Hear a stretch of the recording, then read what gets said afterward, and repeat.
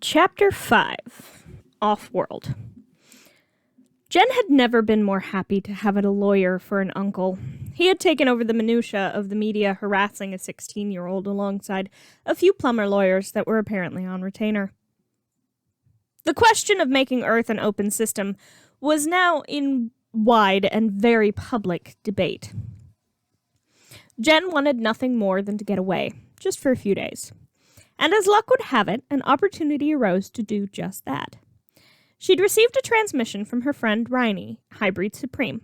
His child had been born a few days ago, and he requested her presence at the hybrid equivalent of a christening party.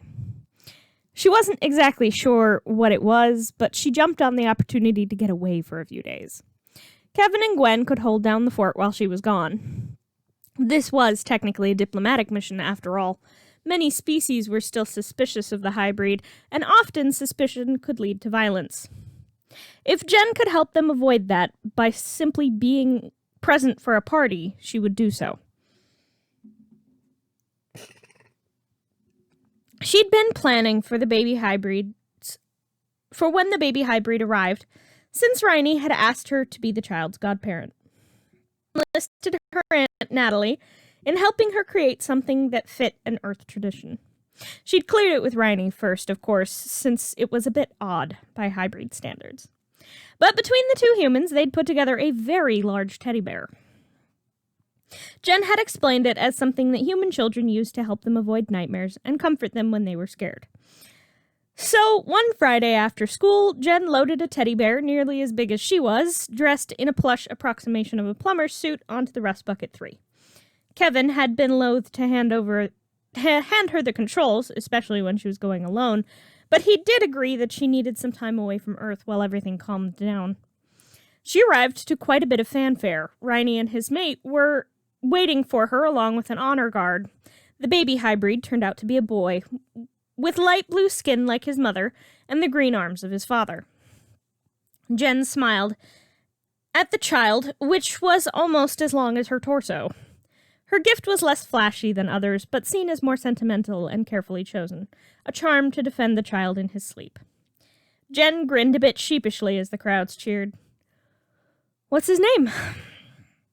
Riney looked over at her, his multiple red eyes seeming to soften slightly.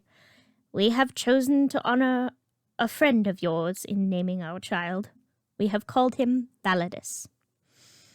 Jen felt tears prick at her eyes and nodded to her friend. When Ethan had introduced himself to Riney, the one time they had met, he'd done what Kevin had done and introduced himself last name first. Riney had called him Validus, Ethan Validus. So the confusion was understandable. She sort of preferred it this way, though. She wasn't sure she'd have been able to hold herself together if they had named him Ethan. I think he'd have liked that. Riney laid a hand on her shoulder and nodded to her. Say what you will about the hybrid, they knew how to party. Fireworks lit the sky to celebrate the child of their leader. Food was spread out for everyone.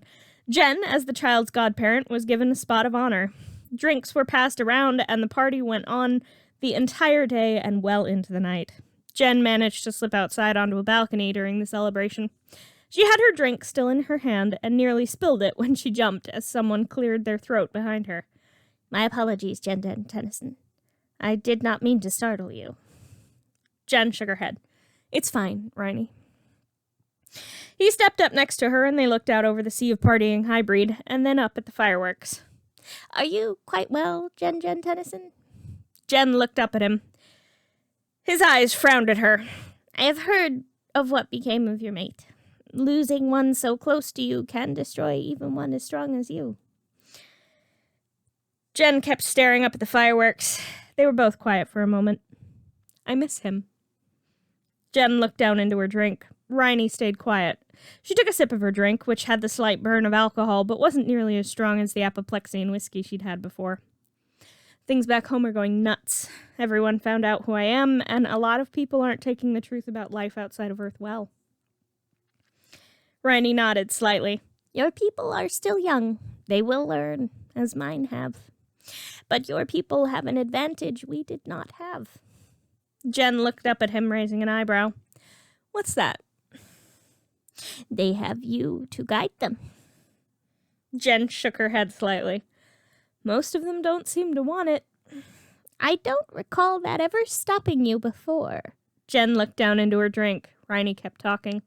I seem to recall claiming to not need your help when we were trapped together, and you helped anyway. If you had not done so, I would not be where I am today. None of my people would be here. I would not be a father. You proved to me, to the whole universe, that one person can make every difference. I know in time, you will prove it to your people too. Jen smiled slightly. Thanks, Riney. He inclined his head to her. Shall we rejoin the festivities? She grinned and followed him back to the party.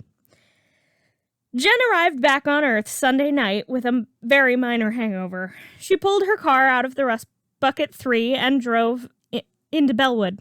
She stopped at Mr. Smoothie's, deciding she didn't want to deal with people, yet she went through the drive-thru.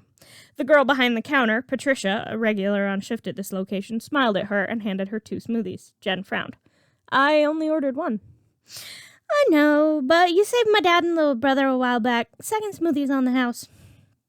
Jen thanked her and paid for her first smoothie. She drove home and was relieved to find that there were no news vans waiting for her. She pulled into the garage and smiled at her dad's car parked in its usual spot. She entered the house and tossed her keys onto the small armoire where they usually stayed. Mom, Dad, I'm home. Her mother popped her head around the corner and grinned at her daughter, blonde hair bouncing. There's my superhero. Jen smiled slightly. Her father stepped into the room from the main hallway. Oh, good. We've got something for you. Jen raised an eyebrow. They would have just arrived home yesterday. Before she could ask what he meant, he held up one of her mother's large reusable grocery bags. It seemed to be brimming with envelopes. She blinked as she set down her smoothies. Your Grandpa Max is having most of your mail sent to the base, so it can be checked over just in case. I think it's a bit paranoid of him, but here's what got through their checks. The fact that not all of it had told Jen that the paranoia was likely justified. But she kept her mouth shut as she sat down and took the bag. It was full to the brim with what turned out to be mostly fan mail, though a few pieces were from extended family members. Aunt Vera had sent her a handmade card thanking her for dealing with extraterrestrial threats. Jen snorted at the phrasing. It was how she'd told Aunt Vera she was spending her summer when they'd visited her, just after Jen got the Omnitrix. Most of the cards were done by people she'd saved, and she had to smile at a lot of them. They all seemed to think that Harang, who'd gotten himself a cable spot since the last time he'd covered alien activity, was far too harsh on her. There was also a package from Eddie Grant Smith, along with a card. That one she read a bit closer. Good to hear your granddad pulled through. I was sorry to hear about your friend Ethan. If you need anything, I'm a call away. Gregory is settled down at the library, even made some friends with some of the older residents. He's a sweet kid. I've included something I commissioned for you. I hope you like it. All my love, Eddie. She set the note aside and pulled open the box. There was another inside wrapped in green paper and gold leaf. She pulled it out and tore into the paper. Inside, she found a model of Ripjaws set in resin to look as though she was swimming in the trench where Jen had saved Eddie and Gwen from the robotic squids. The detail was exquisite. She could make out individual gray scales on the alien mermaid's skin. She grinned. Ripjaws wasn't pretty. Well, not by human standards. She was a Pisces Valon, after all, and with a mostly humanoid body, though she could meld her legs together into a powerful tail. But her skin was covered in a sickly white scaling. She wore something that resembled the top half of a swimsuit, and the Omnitrix symbol rested just above her heart. Jen put the small model on her bedside table and called Eddie that night, thanking him for it. She went to bed feeling a bit more relaxed about the whole situation.